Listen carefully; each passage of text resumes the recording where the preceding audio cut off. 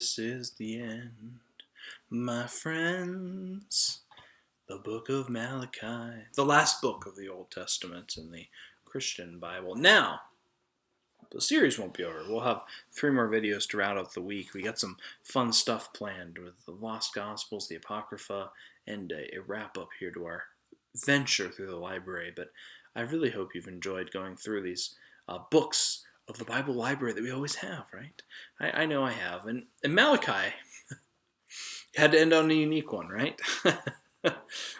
It's like the last couple we've talked about, the prophets, post-exilic. This is kind of funny. We had this hope with Zephaniah. Everything's going to be great. We're taking care, God's taking care of us. We're doing a great job. Keep going. Malachi's probably a little later.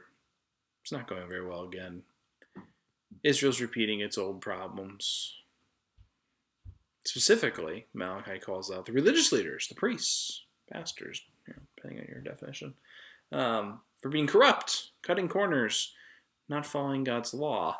All those good things that, interesting enough, this is the last book in our Old Testament. It kind of sets up a conversation that Jesus has about the temple system in the New Testament, right? So this is kind of a foreshadowing of what is to come in that regard. We also have talk of the end times again. So it's kind of funny. It's these later prophets that talk more about the end of days. That this exile was one thing, but wait till you see the end. Oh boy. The Revelation and others will draw on. The Malachi fits more into that Ezra frame of prophecy again, like some of these others. So, but this is kind of the continuation of the conversation. It's almost a foil in some ways to Zechariah that you shouldn't be so positive. We're already messing up again.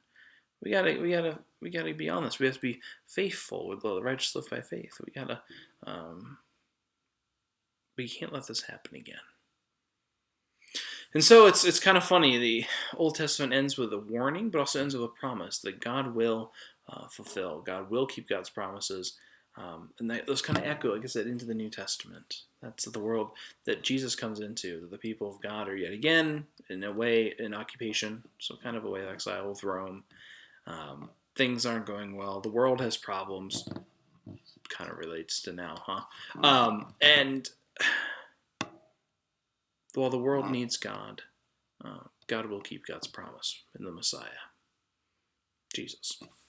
And so it's interesting. This is kind of a setting of the table, I'd say, for the New Testament in Malachi. It also it really draws on a lot of what we've talked about as we've gone through the Old Testament part of the library, right? There's talks of Elijah. There's talks of Ezra and other prophets. Calling on the kingdoms, David. There's all these different highlights that we've explored. So it's kind of a fitting end. So I say if you're looking for a book that sets the table for the New Testament, check out Malachi. If you're looking for a book that maybe helps us stay on track, warns us of what is to come, I'd say Malachi fits that category. But ultimately, if you're just wondering how the Old Testament ends, check out the book of Malachi. Like I said, we'll be back tomorrow with some interesting, maybe the forbidden section of the Bible library.